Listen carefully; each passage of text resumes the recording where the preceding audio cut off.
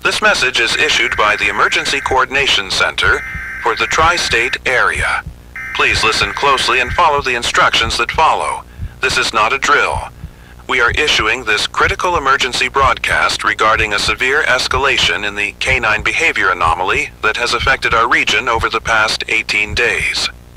If your dog has begun producing sounds that resemble children's voices or childlike laughter, evacuate your home immediately and contact emergency services. Do not attempt to interact with the animal under any circumstances. The situation has evolved far beyond our initial containment projections. What began as unusual laughter behaviors in 47 households has now spread to over 300 confirmed cases across the tri-state area. More alarming is the recent development where affected dogs have begun vocalizing in ways that sound distinctly like human children speaking and laughing. Starting on March 14th, our emergency dispatch centers began receiving calls from families reporting that their dogs were producing not just laughter, but what callers described as a child's voice coming from my dog. These vocalizations are clear, articulate, and unnervingly human-like. Unlike the earlier laughter phenomenon, these new vocalizations occur during daylight hours and appear to be directed specifically at family members. The first documented case of this escalation occurred at the Williams household on Maple Street. Jennifer Williams contacted authorities at 2:17 p.m. on March 14th, reporting that her 5-year-old Cocker Spaniel, Rusty, had been speaking in what sounded like a young child's voice for over an hour. The dog was positioned in the living room, facing the family and producing clear words and sentences. Jennifer described the experience as profoundly disturbing. Rusty was sitting there looking at us, and this little kid's voice was coming out of him, she told investigators. It wasn't his voice at all. It sounded like maybe a 7 or 8-year-old child, and the voice was saying things like, "Why don't you come outside with me?" and "There are so many fun things to see in the woods." The Williams family initially thought someone was playing a prank, but careful observation confirmed that the child's voice was synchronized with Rusty's mouth movements. The dog's facial expressions remained normal, but the voice continued for approximately 90 minutes before stopping abruptly.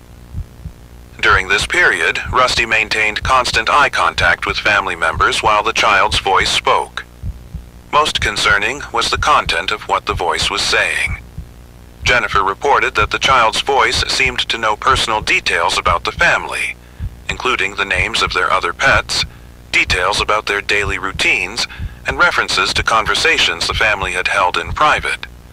The voice would ask questions about family members who weren't present and make observations about things the dog should not have been able to know. Later that same afternoon, the Chen family experienced an even more disturbing incident. Their German Shepherd, Kaiser, began producing a child's voice around 4:30 p.m. while the family was preparing dinner. Unlike the Williams case, Kaiser's vocalization included what appeared to be the voice of a specific child attempting to convince the family to go outside. The voice kept saying, "Please come find me. I'm lost in the woods behind your house," reported David Chen. It sounded like a little girl, maybe 6 years old, and she seemed really scared and upset. My wife actually started walking toward the back door because the voice sounded so real, so desperate. The Chen family's 8-year-old daughter, Emma, became visibly distressed during this incident. She insisted that the voice sounded exactly like her friend Sarah from school, who had been absent for the past 3 days. When the family contacted Sarah's parents, they learned that Sarah had indeed been missing since March 11th, the same day several dogs had disappeared from the area after exhibiting the earlier laughter behaviors. Emergency responders found no trace of Sarah despite extensive search efforts in the wooded areas behind the Chen property. However, multiple households in the Chen's neighborhood reported their dogs beginning to produce children's voices within hours of the initial incident. Each voice claimed to be a lost child asking for help, and each provided specific details that matched missing children from the broader tri-state area. In another case, the Rodriguez family on Pine Hill experienced what they described as the most terrifying night of their lives.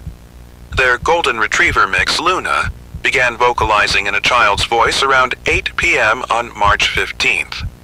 The voice claimed to be a young boy named Michael who said he had been playing with the other children in the deep woods and wanted the Rodriguez family to come join them.